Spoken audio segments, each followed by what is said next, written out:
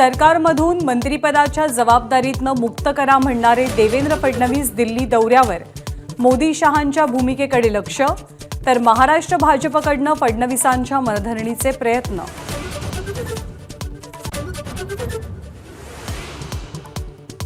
संघाचं नेतृत्व मोदींना पर्याय शोधतंय, संजय राऊत यांचा दावा. भाजपमध्ये मोदींबाबत प्रचंड नाराजी असल्याची राऊतांची टीका.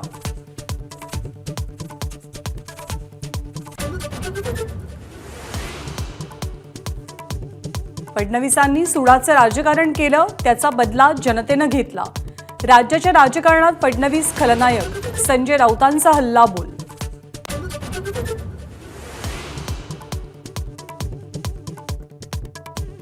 संध्याकाळच्या ट्रायडंटमधल्या बैठकीपूर्वी अजित पवारांच्या देवगिरी निवासस्थानी खलबतं.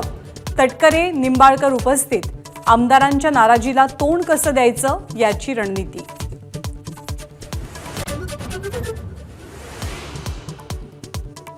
मोदी सरकारमध्ये अजित पवारांच्या राष्ट्रवादीला एक कॅबिनेट तर एक राज्यमंत्रीपद मिळण्याची शक्यता.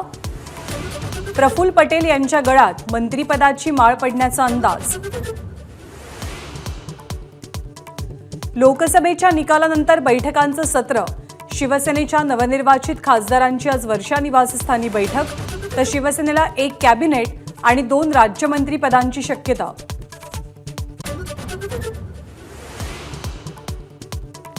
पंतप्रधान मोदींनी घेतला राज्यातल्या महायुतीच्या पराभवाचा आढावा.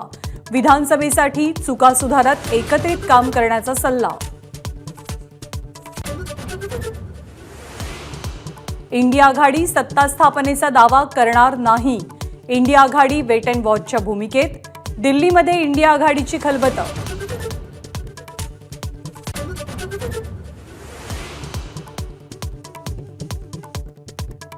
नारायण राणे आज मनसे अध्यक्ष राज ठाकरेंना भेटणार.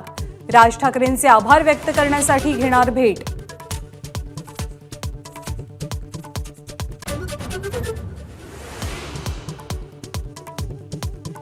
तीनशे 51व्या राज्याभिषेक दिनाच्या सोहळ्याला रायगडावर प्रचंड गर्दी. हजारो शिवभक्तांची उपस्थिती, तर कोल्हापूरमध्ये शाहू महाराजांच्या उपस्थितीत शाही शिवपूजन.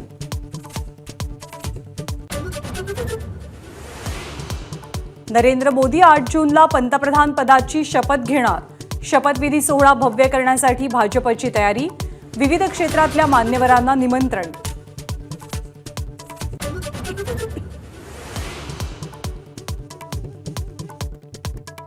मुंबईतल्या चेंबूरमध्ये एका घरात गॅस सिलेंडरचा स्फोट. 8 जण जखमी. परिसरातल्या 2 दुकानांचं आणि काही गाड्यांचंही नुकसान.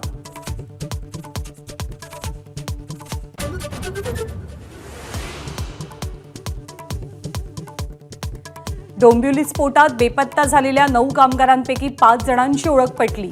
घटनास्थळावरनं 30 मानवी अवशेष हस्तगत.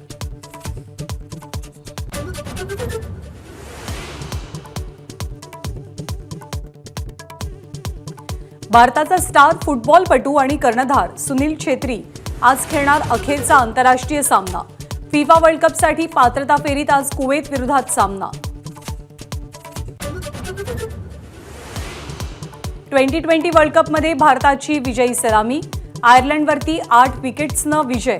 कर्णधार रोहित शर्माची 52 धावांची खेळी. बघा नीट.